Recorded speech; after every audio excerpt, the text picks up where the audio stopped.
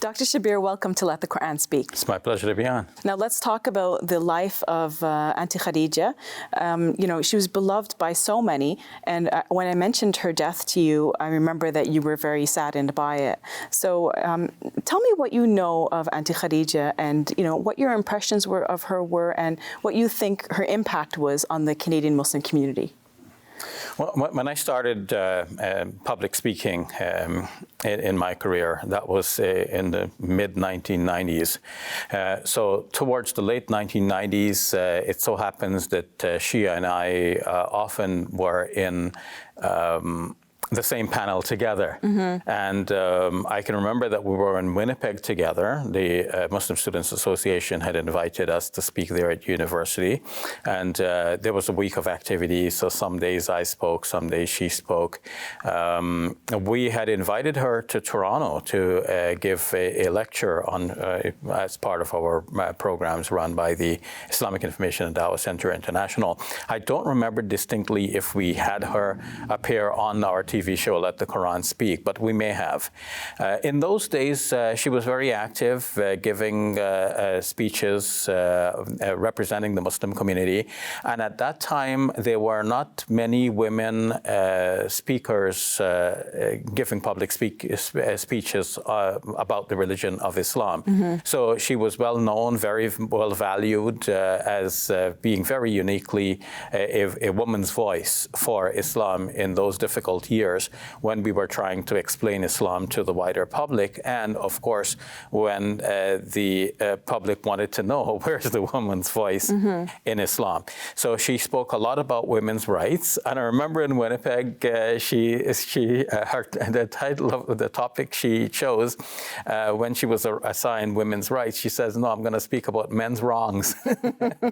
So she was very outspoken and very frank and clear. She wanted to make sure that everything she said was referenced, especially from the Quran. And I remember on one occasion in one of her lectures, she said, "Okay, so here is the chapter and verse number from the Quran." And then she cautioned the public, if any scholar tells you something, ask them for the reference from the Quran. Mm-hmm. Mm-hmm. Yeah. And it wasn't just, that she was active in her own stead, but she also supported many other Muslim organizations like our own, but many that were pioneering at the time. She came in 1966 when the Muslim community wasn't that developed as it is now. And she also helped many Muslim women to develop themselves. Yeah, 1966, I was only 4 years old. And so she was a pioneer, and she did a lot of good work. We ask Allah subhanahu wa ta'ala to bless her and give her Jannatul Firdaus, and also to help her family, Uncle Mazhar in particular. May Allah subhanahu wa ta'ala give him patience to bear this loss.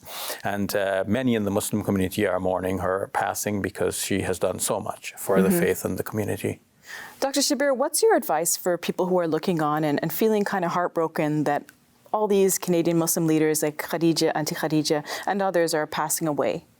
Well, the Quran tells us, "Tilka ummatun qad khalat." That was a nation that has passed on. Laha ma kasabat wa lakum ma kasabtum. They will have what they have earned, and you will have what you earn. So we have to get up and do. We have to earn for ourselves. We have to make change.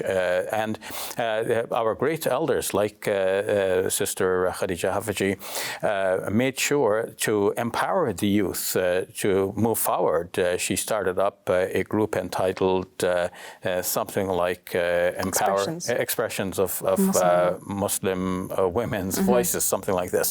And she tells a story about her experience going to a world conference that was held regarding women in Beijing in 1995.